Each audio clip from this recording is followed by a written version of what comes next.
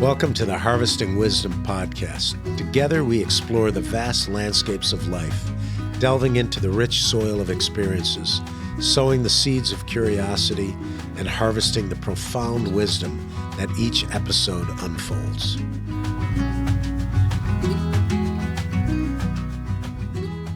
Welcome again to Harvesting Wisdom. I'm your host, Mike McMahon. Today we have a guest from Tennessee, Asher Wright.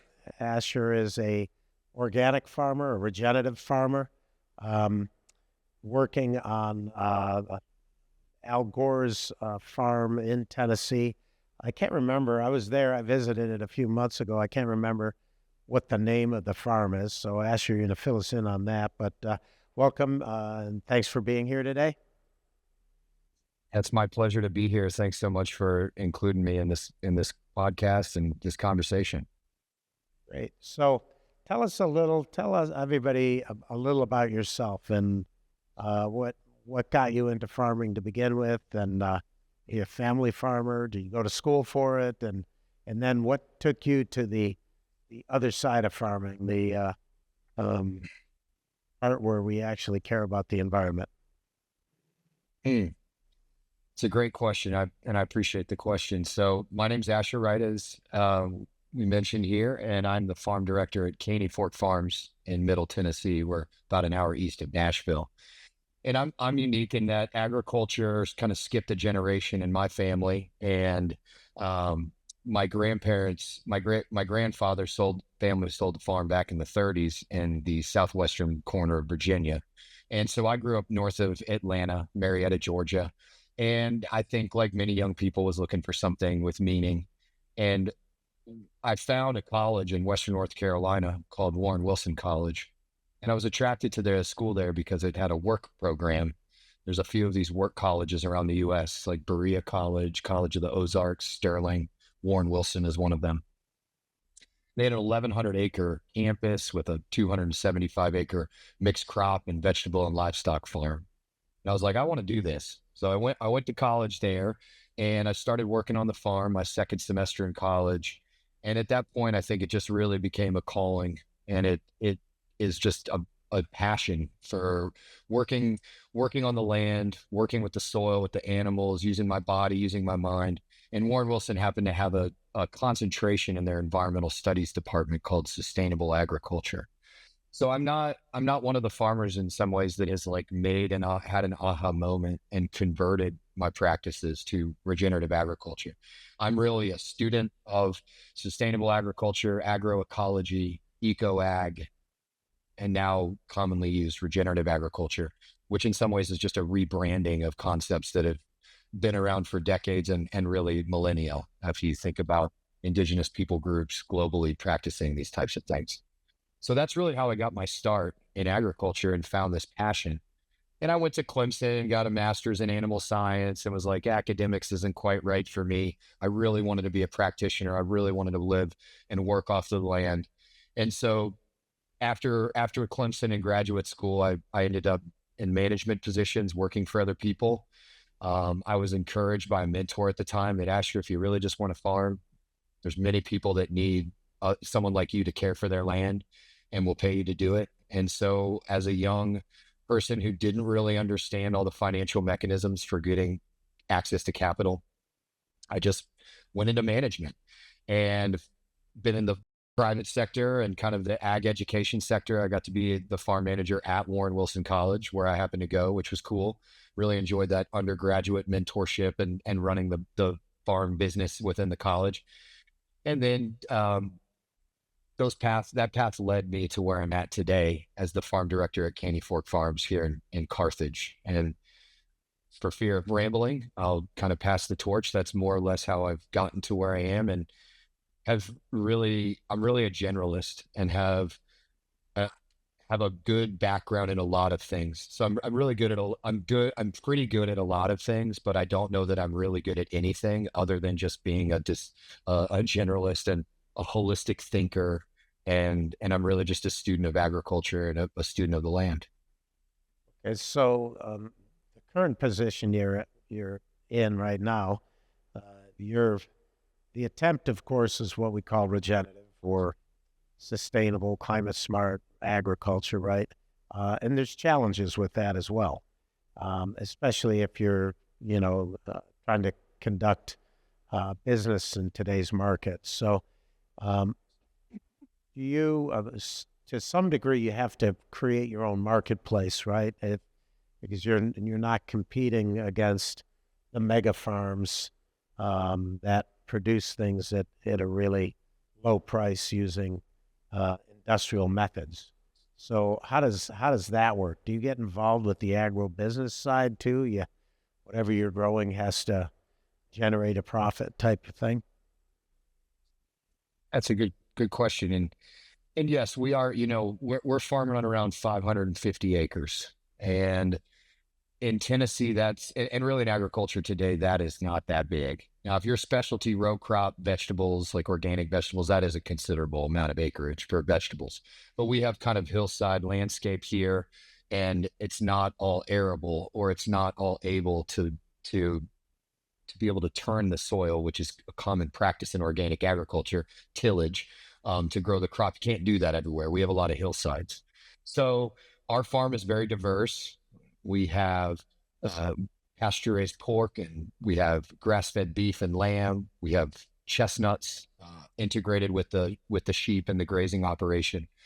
And we also have some small-scale specialty row crop, and these are like heirloom grains, kind of regionally important historic grains, a Cherokee white flour corn, and southern adapted varieties of wheat that kind of were direct marketing to a miller and then to a baker, that kind of a thing. We grow some pulses, these southern cream peas or black-eyed peas, things like that, kind of classic traditional southern staple protein crops. A very diversified market garden, which is kind of broken up into two operations. There's about an acre and a half, very bio-intensive human scale operation, two-wheel tractors, a lot of very efficient intercropping, close planting densities, that type of thing. And then we have more of a traditional row crop, field crop scale vegetable operation, which are about 4-foot beds over 300-foot rows. And those are bigger blocks down in the field. That adds up to roughly 7 acres in production if we were at peak. So a lot of it's in cover crop to help protect the soil and build soil health, add nutrients back to the soil, all the things that cover crops do. And so I'm just setting the stage here for how we come to the marketplace. And you're right about that, in that we do in fact have to direct market at our current scale. And we are diversified in that we do have wholesale accounts and we do have direct to consumer accounts. And the way we're coming direct to the consumer is in a weekly vegetable box, or you can get it every other week, called a CSA or a farm share. And we do the same with our meat. And so we also have a meat farm share, which is 2 different sizes, and you can get that either every other week or once a month. And that's really how we're working to kind of shoulder into the marketplace. And we do some business to local groceries. There's a small chain in Nashville called the Turnip Truck. There's also Whole Foods Southeast. They're a buyer of our organic chestnuts. And I think the name of the game for a regenerative farm of our scale is really diversity. And I think this is the opportunity of that is risk management, is diverse channels for income generation. But whether the challenge there is really diversified stacked enterprise systems are hard to execute well, require a lot of knowledge about a lot of different things. And that's in some ways a weakness. And it's a challenge that we have to manage all the time, of kind of being spread too thin, of having to really prioritize tasks. And what do we work on now with the time that we have? And sometimes some things have to slip. And so that's, I think, in a nutshell, how we're kind of coming to the marketplace. And I think it's really common for smaller scale operations like us. Like I mentioned, we really only have about 50 acres of cropland any given year out of the 550. The rest is pasture. And in the livestock side of things, that's really not that much. To generate a good amount of income. So that diversified model is really a key strategy that we take in coming to the marketplace and generating income to cover our costs. So there's got to be a fair amount of experimentation. Of course, experimentation can result in losses too, but what are you doing when it comes to soil health? What do you do for irrigation? Do you monitor your water?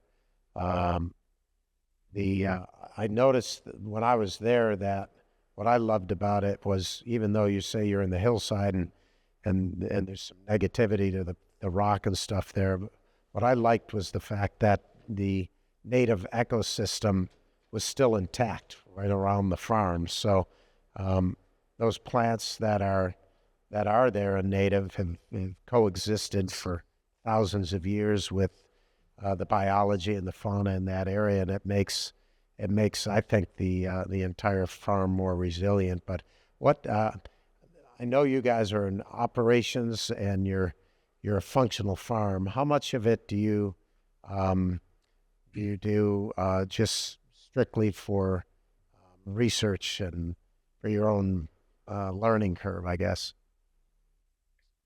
Yeah, that's a great question. And you did mention Al Gore is the owner of the farm, and so we have kind of an NGO within the farm. We have a for the common good component if within the business, if you will, and we call that research and outreach.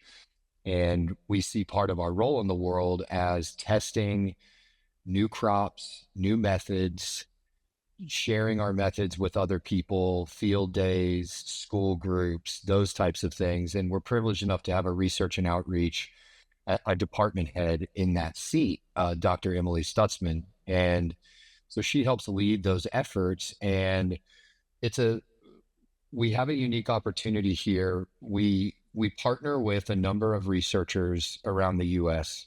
And what we're looking at are really kind of the kind of core principles of regenerative agriculture. And we're using our farm system as a living laboratory to better understand how our management decisions are impacting the things that we care about. We talk about water quality, biodiversity. We talk about soil health, the fitness of the soil and the ability for it to do what we need, grow food and sustain itself. And so some of the research that we're doing here is some crop trialing. I mentioned those pulses, in the Southeast, growing organic pulses. These are field peas, like dried peas that, or beans. Growing those organically is not extremely common. And part of that has to do with the way that they grow and the challenges of combining them at scale. And so I'm talking about this a little bit more at scale. And so that's one example of a crop that we are trialing. And one of the pulses that we're trialing in partnership with Tennessee State University are mung beans, and little buddies, and an important crop for ethnic markets, but also an important crop and nutrient dense crop in the US as a whole, or in the globe as a whole. And so by us trialing it, we're understanding which cultivars are the most adapted to Tennessee. What are the equipment considerations that we need when we're out there harvesting, that type of a thing. Jump over to soil health and soil carbon. I think this is, as we have a big interest in climate change and the climate crisis, and the amazing potential that soil has to draw down carbon out of the atmosphere, carbon sequestration, right? And so understanding the role that regenerative agriculture can play in that is something that we, in our context, try to add information to. So we do a fair amount of soil sampling, and have over the past really intensively since 2019 and 2020. And what's cool is we're able to see that in our perennial grasslands, the kind of exactly what you were just tipping your hat to on the native plants and the kind of native ecosystems around us, is we're really managing grasslands. And grasslands are one of those threatened habitats. A lot of the grassland bird species and other species that evolved in grasslands are threatened. And so in this day and age, especially in North America, where most of the wild herbivores are dead and gone, farmers and ranchers are really the main stewards of our grasslands, and caring for them is something that we do. And the when you manage for a grassland in a way that is regenerative and productive, you're managing for what's called recovery. And you want to make sure that those grasses, as the cows rotate around the farm and get back to the first place they grazed, that those roots had a chance to grow and that the shoots had a chance to grow. Perennial grasses put about half their growth below ground. Well, this is a lot of that carbon sequestration. And you would be you wouldn't be surprised to hear that these grasslands are really where we're sequestering the most carbon and doing so rapidly. And so since 2019, we've been growing our soil organic carbon. This is not soil organic matter. This is actually the organic carbon component. It's important to remember that carbon is about half of soil organic matter. And so we've been growing it at about 0.4% per acre per year. We've been growing it at 0.6% per acre per year, which is about 50% more than what the Paris Climate Agreement came up with at COP21 of we need to globally grow 0.4% soil organic carbon per acre per hectare per year. And so we're basically hitting that 1.5 times, which is helpful because not everybody's managing the way we are. And in some ways, operations like us need to make up for those that are sequestering carbon in this way. But this is where, especially livestock enterprises and the livestock industry, and we know how much beef contributes to global greenhouse gas emissions through enteric fermentation and methane. But this is the biggest lever we have in livestock production, is the way we manage our grasslands. And there's a tremendous amount of opportunity here to sequester more carbon. And our research and our interns have really helped kind of figure that out with their data collection, which is a real privilege we have. So let's talk about some of the basics, right, for the land management to make it regenerative. Part of it is rotation crops. And I assume with that much diversity, you are, rotating. Also choosing the crops. You've got nitrogen fixers versus, the takers, and you balance that, I assume. And then you're talking about carbon going back to the soil. So with the exception of crop residue, are you bringing in amendments? Are you composting on site, or are you bringing in carbon or any kind of composts or blended soils to amend your soil in addition to what you're doing? The idea, of course, of regenerative farming is ultimately, in the perfect world, everything is growing on its own. You pick the perfect formula, the magic is there, and you no longer have to amend, and you no longer have to water. And, of course, that's an agricultural utopia, but to what degree do you guys do any of those things? Yeah, we really do try to think about this the best we can as a closed loop system. Obviously, that's not the case, and it's to be economically viable, it's nearly impossible to be a fully closed loop system, in my opinion. But so the main amendments that we bring in from off the farm gate, outside of the farm gate, are we lime. We do use lime as a tool to kind of keep pH around 6.5. Nutrient uptake. Most of your nutrients going into your plants need roughly 6.5. It's a range. And if you don't get to that pH, the plant will make that pH around the root hairs and the root zone by buffering, meaning that they end up burning their own energy to create root exudates, or compounds that come out of the roots to basically buffer that little micro environment so nutrients can pass into the plant. So you end up, if you're in a real acidic environment, you end up having lower crop yields, could potentially have stress because the plant's burning some of its own photosynthate, some of its own sugars to buffer that root zone. So that's one of the primary ones. And most organic farmers, if not all of them, are using some lime at some point. other inputs that we bring in, especially before we plant our corn crop, or we have a couple hay fields that we can't graze because of their proximity and fencing and watering infrastructure. Though, we harvest hay that we do feed to the cattle and the sheep during the winter months when things aren't growing. And we have a very long growing season here. And because of our good grazing, we don't have to feed hay as much as some people. And we're really only feeding hay for a couple months, basically. So those hay fields, we bring in poultry litter. And this is the bedding of large scale organic chicken houses. We're very fortunate to be in an environment where we have a lot of the laying hen industry, and we have a lot of organic laying hen houses here. And so this is one of those tensions, right? It's like we're using confinement chicken houses as a nutrient input for our organic system. And that's allowed in the organic program because the big delineation is it can't be synthetic. It can't be synthesized. It's not a petrochemical kind of an input.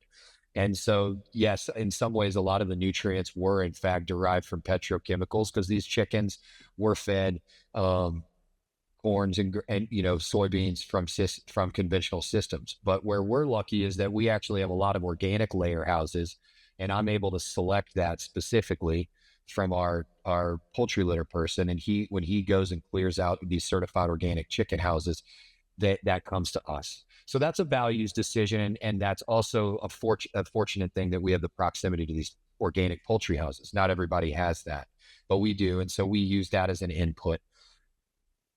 The only other inputs we're bringing in are kind of micronutrient fertilizers. We work with Advancing Eco Ag, John Kemp's company. These are foliar and soil amendments. We use an algae product from my friends at Enlightened Soil Core in Charleston. These are very small kind of amendments that are going into our vegetable and cropping systems. And then we make our own on-farm compost. And that's the primary driver of nutrients in our vegetable operation is our own compost, which is a blend of local horse manure, wood chips, straw, vegetable scraps, and bedding from our pasture-raised pork operation. When the sows in the winter, they build up a lot of bedding in their where they have their babies. All of that goes into our compost. So we have this big kind of carbon input that is going out to the vegetable operation, and that's the main driver of vegetable nutrients.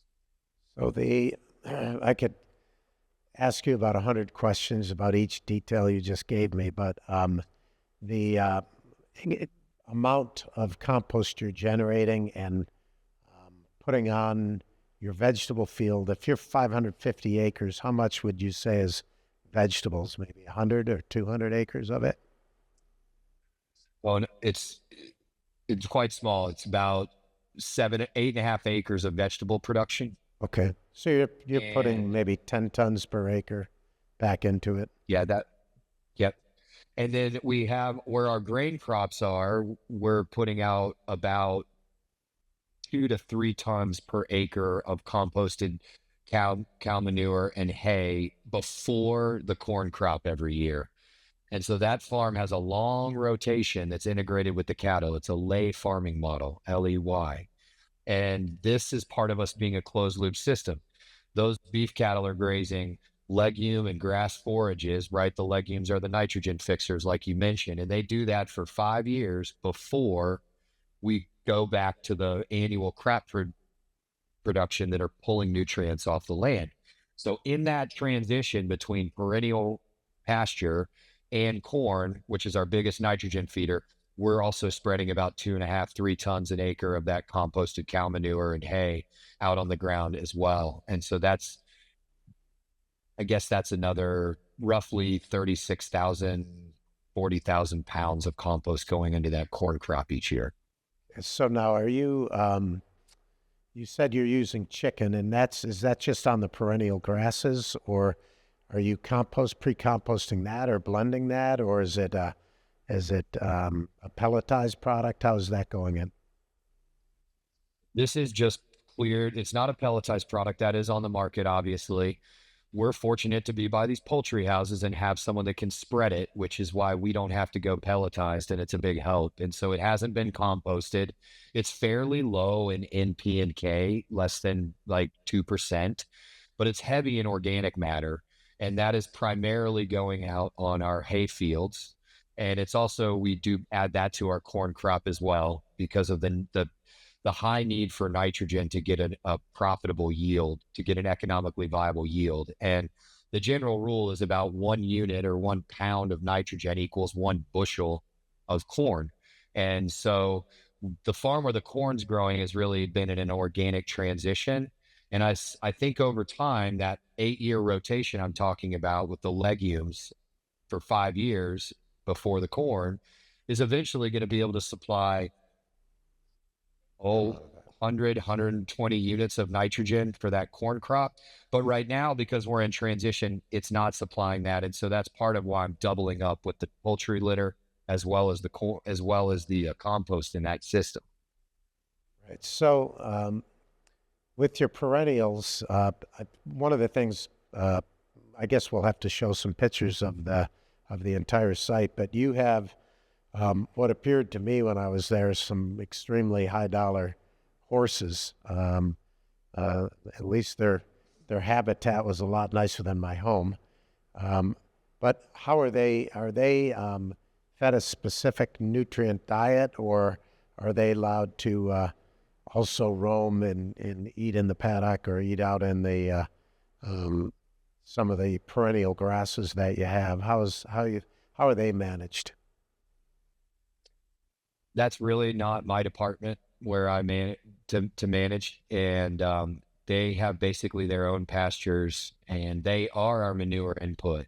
So that's where our horse manure is coming from, and where we have a very big carbon and like nitrogen and phosphorus, potassium, a lot of the nutrients that are coming from the horse manure are coming into our compost system.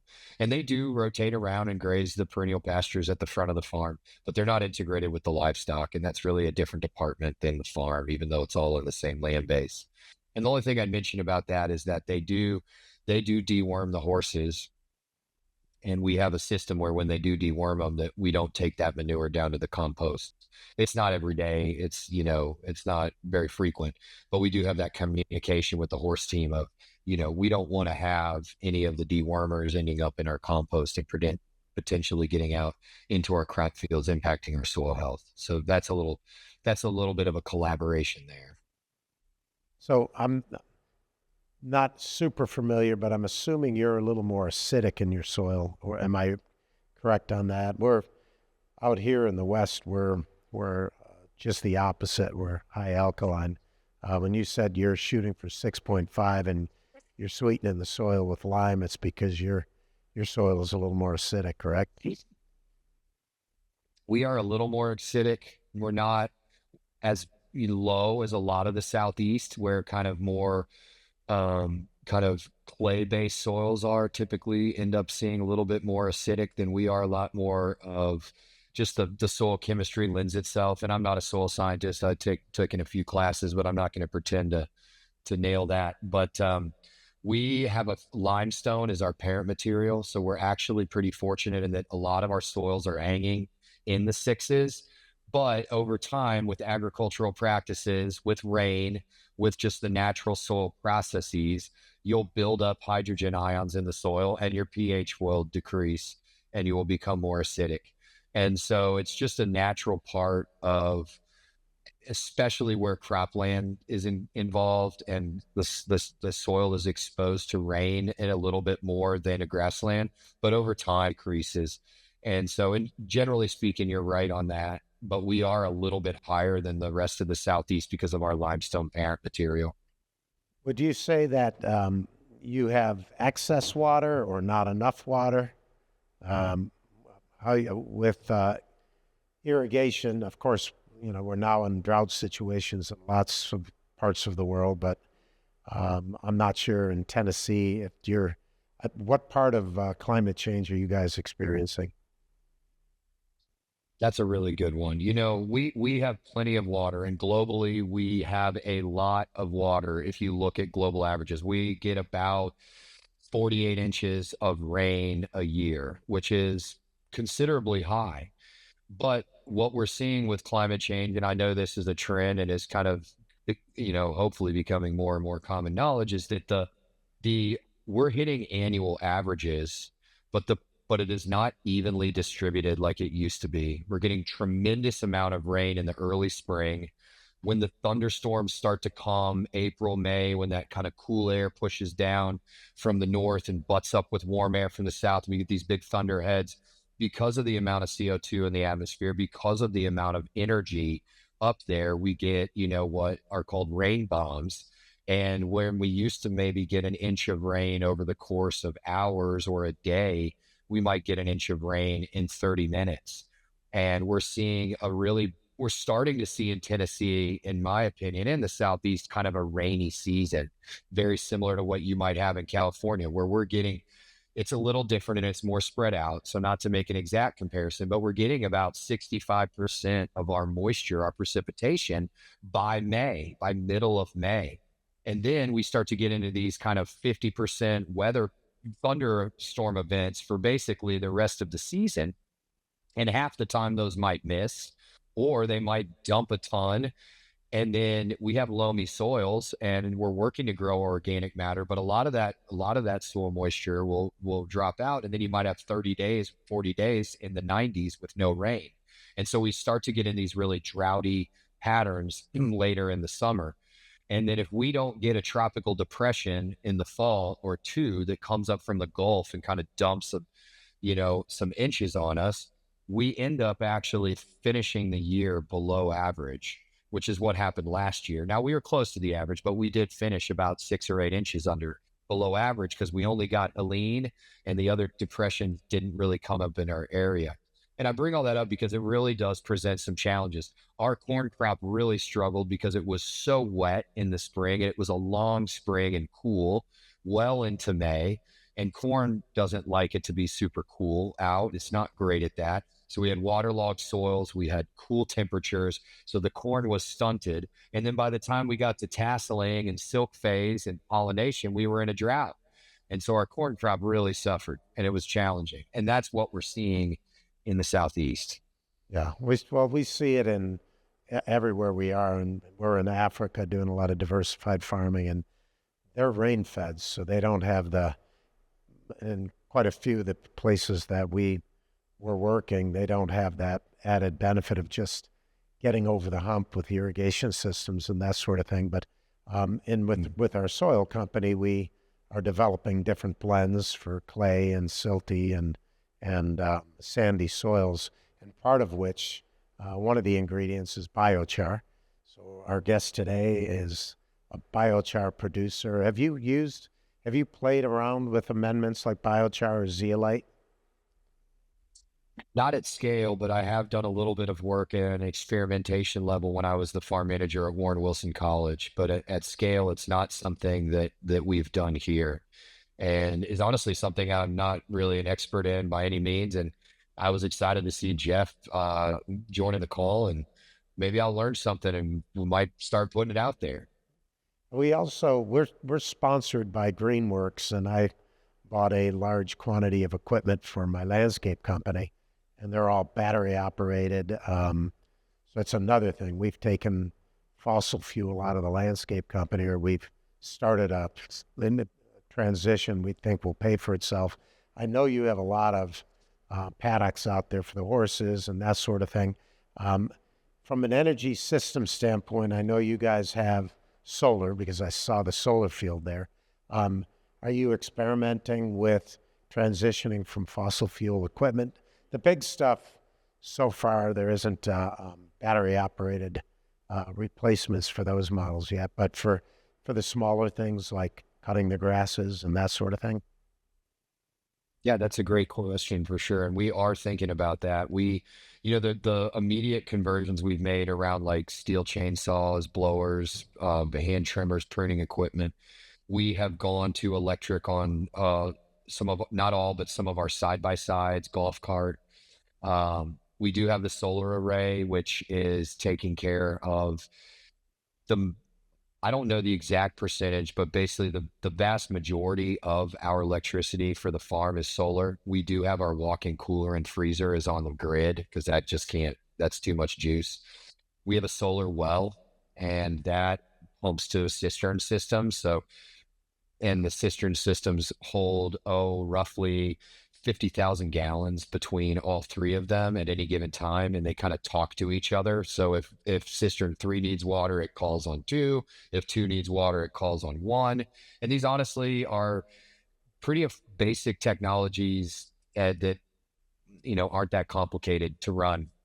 Solar powered communication between the two, and so those are the primary areas. And we are flirting with the idea of getting an electric tractor. We're about at the end of the productive life of our vegetable tractor, which is a 75 horsepower, and are kind of have been patient to wait and see as not being an early adopter on the EV tractor technology. Let's, as my papa said, be not the first for whom the new is tried, nor the last to lay the old aside. So we're kind of going to be in the middle there. Let the early adopters learn from the mistakes, but we are interested in the Monarch tractor and think that that's been a great addition to the marketplace. And I think they're second generations. I don't know if it's 2 or 3 yet, to be honest. I'm sorry, but that's kind of a direction that we want to head in our vegetable operation. And I do see electrifying our operation as being, a really important transition that we should all make when we can as farmers. And I do see it as returning on its investment. Well, we'll definitely hook you up with Susan with Greenworks. I think they're an amazing company, and they're kind of the leaders in that space right now. So I've been getting the hook. Joe's been walking in circles and sat down next to me. I'm trying to. Well, we want to ask some questions from the audience. We have a couple of our guests, and Asher, it was such a great thrill being out in Tennessee and seeing you in your at your office, so to speak. But I know that your work doesn't stop at the Gate Farm. So, what are some of the groups that you're working with? I know that you're at a national level, and if you could maybe pick one group that you're a part of, and what's the burning issue that you're trying to address? Is that for me personally, you think, or us as Caney Fork Farms? No, I know that you were just at a national conference. That's why I'm asking. I'm trying to prompt you. So I know that you're part of that leadership team, and you were to guide the farmers on a national level. So if you could talk maybe about that organization and what are some of the big issues that you're facing now. Well, I'm honestly kind of embarrassed because I can't figure out which national organization that was. Maybe you could just prompt me and I'll just be embarrassed. Okay, so I'm sorry. It's the one that you were doing the budget. I think hearing at it was you couldn't do the last month podcast because you were on that. So. Oh yes, I exactly know what you're talking about, and I'm sorry about that. Yes, that was kind of a cool learning journey. It's a group called the Farmpreneurs, and the Farmpreneurship program is born out of a nonprofit in Healdsburg called the Idea Garden. A friend and mentor of mine who was a part of creating, his name's Will Rosenzweig. You might have heard of him. He's just a real leader in the social entrepreneurship space, and helped found Republic of Tea and works at the Haas School of Business at Berkeley. So this is a really cool accelerator program for farmers, kind of the original social entrepreneurs, if you will. And the idea is for about 10 to 15 farmers to have a week-long intensive kind of MBA crash course accelerator in business planning, in kind of getting whatever they need to get to the next level on. They focus on it that week and kind of create a playbook. And so it's a combination of mentorship, learning different tool sets, mindsets, skill sets, and getting a lot of kind of the most up-to-date thinking from some of the MBA students and Will in kind of social entrepreneurship. And it's really this great focused week to synthesize what you need to, whether it's a pitch or grant application for funding, what a business plan, a vision for your team, whatever it might be. It was a really intensive week, pretty demanding. And so I went there for 2 reasons. I went there to help with our own 3-year picture and our target where we're headed. We're on an aggressive path to profitability, working hard to make the business case for this, because I don't think anybody's really going to care what I have to say when it comes to practices and principles of regenerative ag if we're not making money. And there's a lot of talking heads out there promoting things from the nonprofit side. And I mean with this with respect, that there's no money being made. So who's actually going to transition? And I think there's greater socioeconomic and geopolitical concepts. We can even start to question neoliberalism here. And I don't want to go down that route, but there's reasons it's hard to make money in agriculture without, subsidies.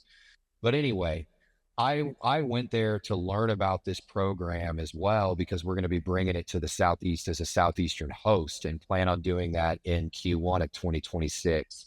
And we're really excited about that because there's so many farmers that are have brought their business to X, but are ready to break through the ceiling and really can. And this is just an amazing gift. It's free because of the amazing donors that have made this possible. It's about a $20,000 value when you think about this type of an intensive week and the caliber of the teachers. It's really a remarkable opportunity for farmers in the Southeast. And we're about to get to the point where we're promoting and selecting those and ideally helping them accelerate their own regenerative business models, which is good for people and planet and climate change. And that's really what we're excited to be a part of.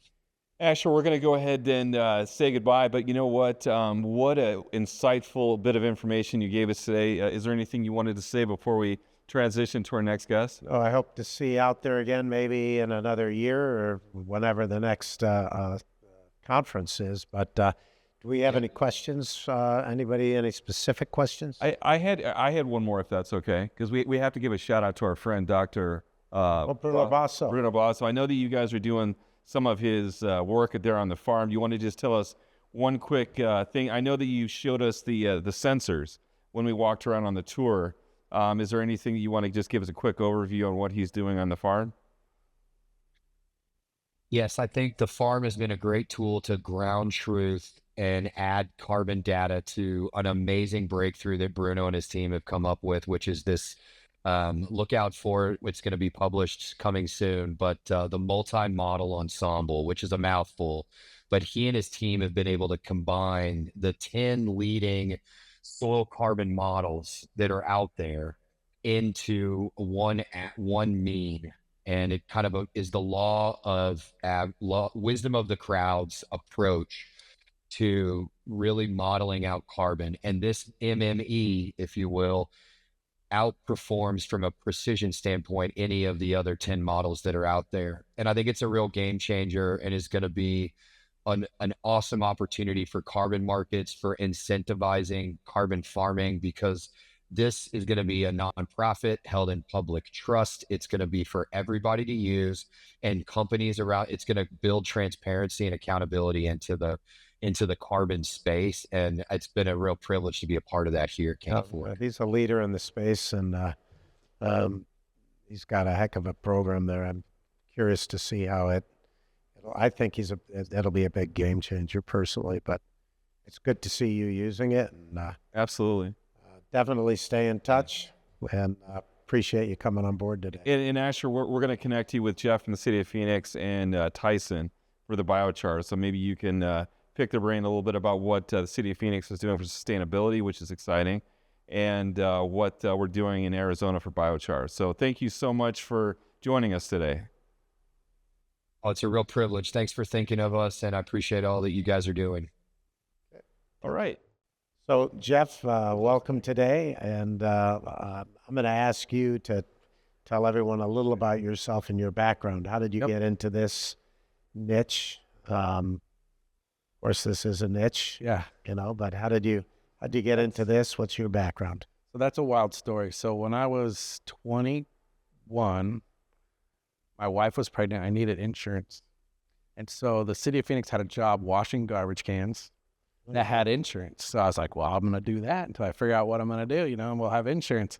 Well, here 28 years later, washing garbage cans. Yeah, still basically washing garbage.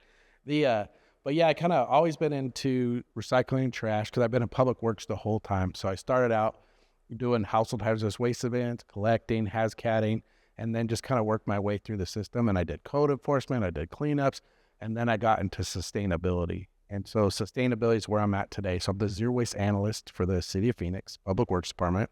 And what we do is we develop and monitor sustainability programs. We do a lot of pilot programs, different things, trying to get, see what would work in the City of Phoenix. So we go out and watch other cities, see what California's doing with food waste, and then kind of just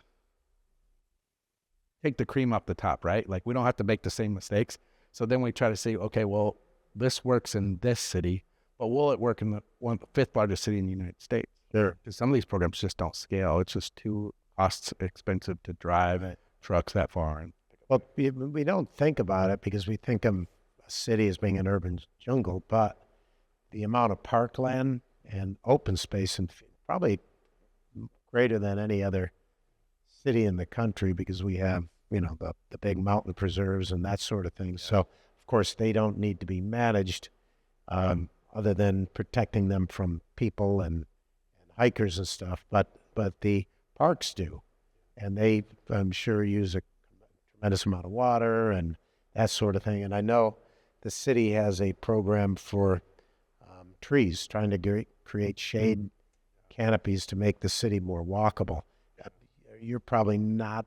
There's a lot of different departments in the city. The city's so big. Right? I think we're at like 16,000 employees at this point. Wow. Yeah. So, but when you say that, it does make me think about, in our public works, we do have a clean green program where landscapers who come trim trees, do all that maintenance on that urban forest, can get certified through us. They take a class online. It's probably like 15 minutes, just to teach them about bringing us clean material, right, and what we do with it. So why we need it clean, and then they get to dump at our transfer stations, either 27th Avenue Lower Buckeye or up on I-17, North Gateway Transfer Station, at a discounted rate.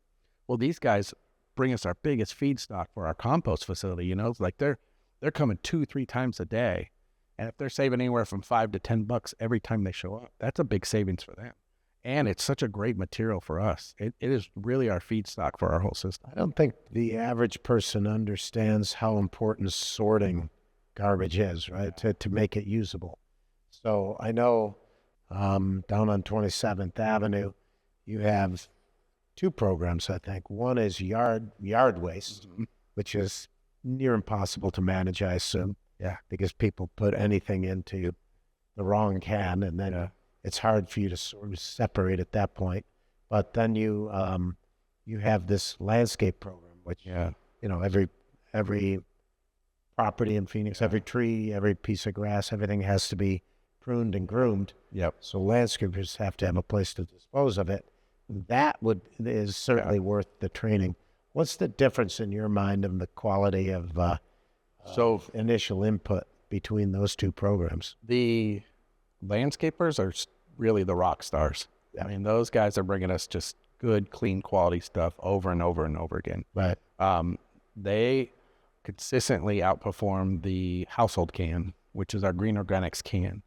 And the story on that one is, when that can first came out, we were doing test pilots, and we gave some out for free, and we gave some out for like $10, I believe it was. It was a while back.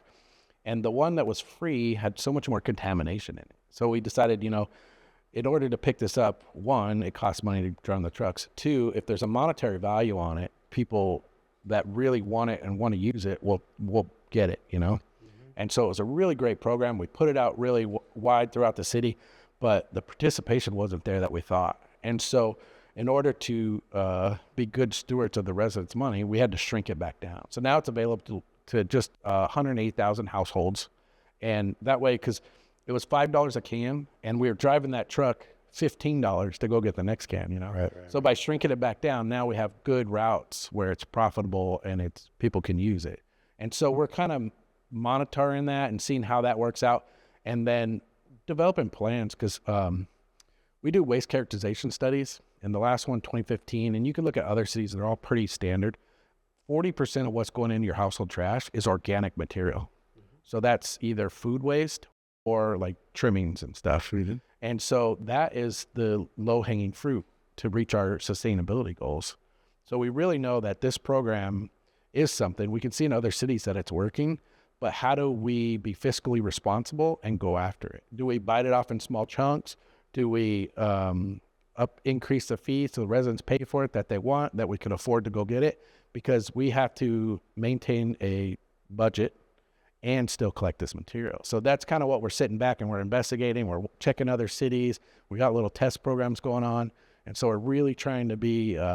it's hard to communicate with 6 million people, right? Yeah. It's hard to get everybody on the same page. Yeah, I think we're at over 420,000 accounts right now. So we're driving a truck twice past each one of those houses, and not to mention your bulk trash collection too. So it is a huge operation, and you really just can't guess at what you're going to do. You have to be very. How long has the city been kind of engaged in trying to do this with different approaches? 20 years? Is it that long?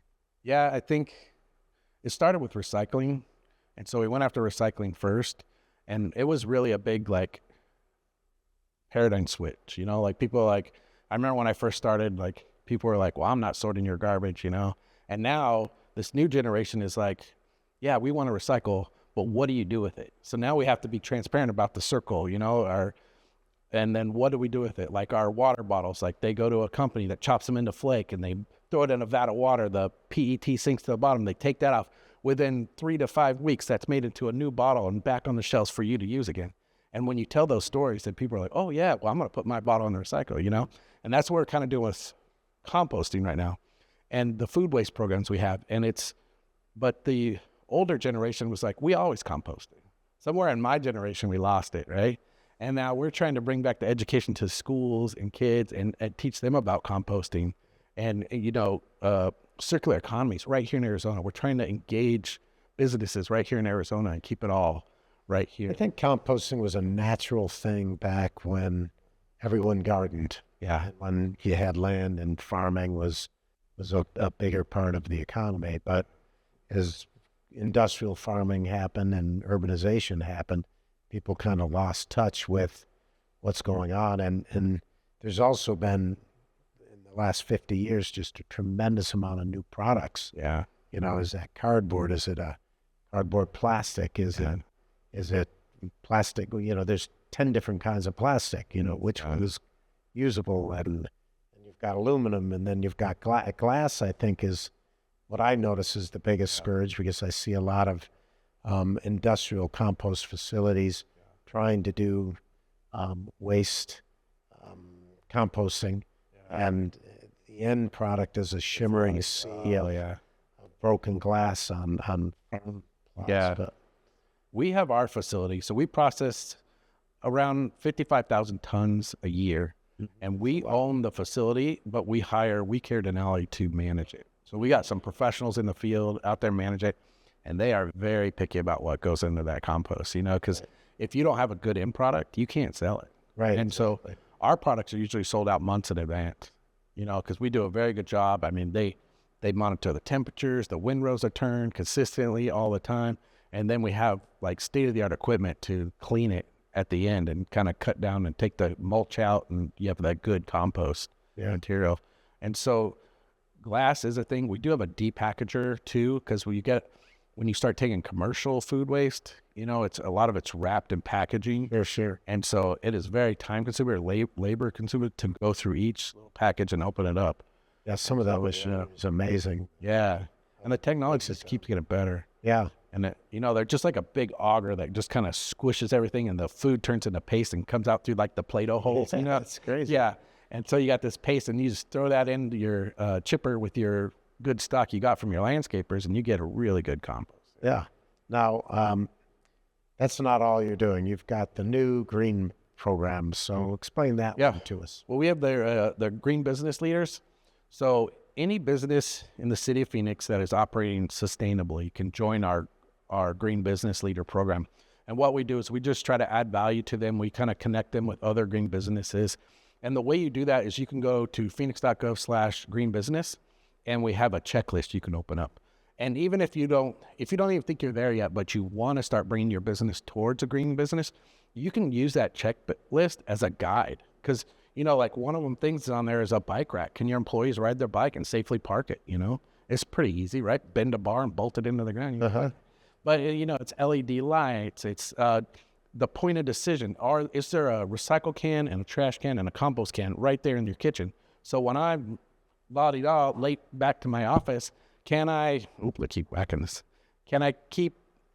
Is that decision fast and quick for me, right? Because if you make that decision easy, it'll be made. But if I have to go here and then I have to walk 50 feet to the other can to put my food waste, then people just kind of dump it in the trash and move on, you know? So we kind of call that your point of decision. And by creating that and going into businesses and helping them understand the traffic flow and understand where these point of decisions are made and understanding what business can help you, like collect food waste. And what we're finding right now is teaching people to do waste audits. Like, go through your trash. What are you throwing away? Because a lot of times at back of house, they have these huge bins and they're half empty all the time. Well, you could shrink that trash bin, which is the most expensive way to get rid of anything, and find the money to pay for this food waste program and start composting. And what we find is, like, when you start composting, you start recycling, like, people at your office start feeling better about themselves. You know, you start creating a culture of like, oh, we do that. We recycle our food waste. We compost, you know, and it comes back. And then you can even join these programs where they'll bring you back, like, you know, the vegetables and stuff from the farm where they're taking your soil. So there's a lot of cool programs, and we just try to add value to people and then kind of show them the pathway. So you don't have to reinvent it. Let us help people walk through. So it is really a capacity building, right? So I'm running a business. A lot of these things I don't think about. Yeah. You know, turn off the spigot, or, you know, you can recycle if you got a recycle bin, or stop using plastic water bottles, perhaps. Try this, that, or the other. So what do you guys do to actually build that capacity? Do you have different videos? Do you have brochures? Do you have meeting points? Obviously, you're here on a podcast. Right? You're right. So that's a way of broadcasting things out. If a business wants to become a great business and they need help, we'll go into that business, walk around with you, show you what you can do, and then we'll come back and teach your staff and say, this is why we do it. And just like the story of a plastic water bottle, we'll tell that story to your staff. And then so everybody's on board. And once you give that clarity and transparency of, you know, this is why we do it, and this is how it affects you, and this is how it affects Arizona, people are more in depth to like go all in on it and really participate. And it builds like a culture, and people, and it spreads. Like, other businesses see what they're doing and they want to do that, you know, and we've really seen it grow. Yeah, it's infectious. And I think the employees, once they understand it, really like it. One of the things Joe and I do with this podcast is we've traveled to other cities, and we find sustainable businesses, whether I think Stanford University's garden was one, and La Crema wines, you know, talking about their sustainable methods of agriculture. And so sustainability means a little something different to each person, but really what it is kind of the old-fashioned reuse, recycle concept that has been around for a long, long time, right? Yeah, it really is. It's pretty simple, you know, and once you start creating those out, just like plastic bags, do you have a reciprocal for people to put plastic bags in, you know? Because as much as we try to avoid them, they show up. And they're super recyclable. There's people that want them and will take them. You can take them back to any grocery store in the city of Phoenix. And it's just producing those avenues and people to understand it. And making it transparent. And like, do I have that choice right here in front of me? Yes, I do. Then it will get done. You know? So how many companies have signed up for that already? And how do you do your outreach? So we're over 100. I think we're at right around 114 now. It's kind of like word of mouth. We advertise on our website. Anytime we go out and do tablings, we tell people about it. We have pamphlets on it, like, hey, your business can do this. And we really try to, because people get intimidated, like, oh, I don't know. Like, I don't know if I'm green, or, you know, but we say, take that checklist home and just kind of look, you know, do I have LED lighting? It's a journey toward getting green. Yeah. That's the whole idea, and it's everybody's in a different spot. So you just got to meet them where they're at. Like, if the only thing you could do right now is collect plastic bags, then do that. You know, that's one step closer. I look at it from a standpoint of sustainability is something you do if you're a business owner, right? You or a homeowner. Sustainability is something that is something you engage in because it's more efficient. And because it's more efficient, it's more cost effective. So running a business and understanding how to reduce some of the wasteful practices, it has a great outcome for society or for the city, but it actually has a direct outcome for you. And it also is a great way to build that culture with the people who are working with you. Yeah. And what we founded, I'm losing it over here. Yeah, I have the tools. I got this. What we found when we went into the elementary schools and started like addressing food waste with them is what we found is the trash bins are paid for by the district office. The schools themselves aren't, they're not really engaged in what that trash bin looks like. If there's room in there, it's good to go. So what we found is like sometimes they'll have 2 or 3 8-yard bins and they're only using one. And so there's your cost savings right there. That money you save in that bin will pay for all those other programs. And so we really started trying to develop a waste audit that kids could do. Like, can you go out and look in the bin? How many bins are full? You know, do you see cardboard on the top? You know, are those recyclable materials right on the top? Super simple waste audit, but the kids can participate in it, and then they can participate in creating the money for the new programs. So now they have a say in it, like they created it. And another thing we also found with the schools, if we can get they have a president, a vice president. Well, if we can get them to get a sustainability officer, well, now that passionate person, once they graduate, a new person comes in. Because what we were finding is a lot of schools had a super passionate person. When they graduated, left, the program's kind of problem with yeah. Schools, Yeah. right? And so as long as you have an officer that somebody's replacing, you always have that new passionate person coming in. And it really helps out. Yeah. Okay. Now, we were talking before this started about circular economy. Walk me through what that means. So a circular economy is kind of what you got going on and how is it affecting you. So like we use the water bottle. I have a water bottle. I drank it. I put it in the recycle bin. It goes out to the city takes it to our transfer station. We run it through our MRF. Our MRF separates it with a laser, identifies it as number 1 plastic, shoots it off, puts it in a bale. We sell it to a company, kind of like Direct Pack. Direct Pack will take it, chop it up, throw it into a vat of water. They separate it. The labels and lids will float because the lids are usually a number 3 and the labels are paper. Those come off. We got that number 1 plastic. We melt it back down to food grade. We reshape it into either a clamshell or another bottle. When we send it to a bottler, it's refilled, it's back on the shelf. And now you buy it again. Well, now you just participated in that circular economy. And like even the water bottles, I think some of them are going to Mexico, some are going to Utah. And so those plants are very close proximity. And same with glass. I think it's like 65 days and the glass is back on the shelf, you know, as a new bottle. And glass is recyclable indefinitely, same as aluminum. And that PET plastic is almost there now too. The technology just keeps getting better. Well, I hope to get some podcasts, a series of podcasts with you where you're bringing in some of these green companies to talk about the different, because they all have a different concept of sustainability.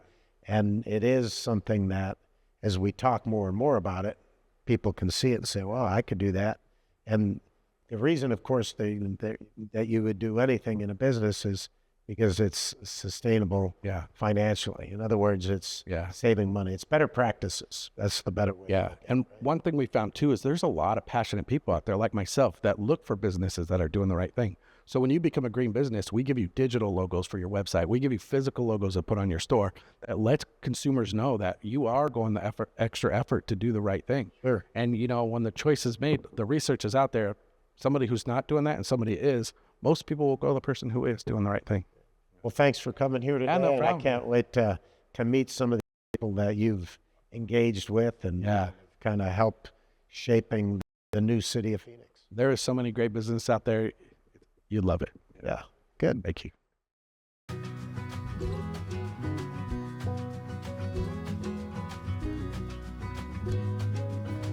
Thank you for joining the Harvesting Wisdom podcast.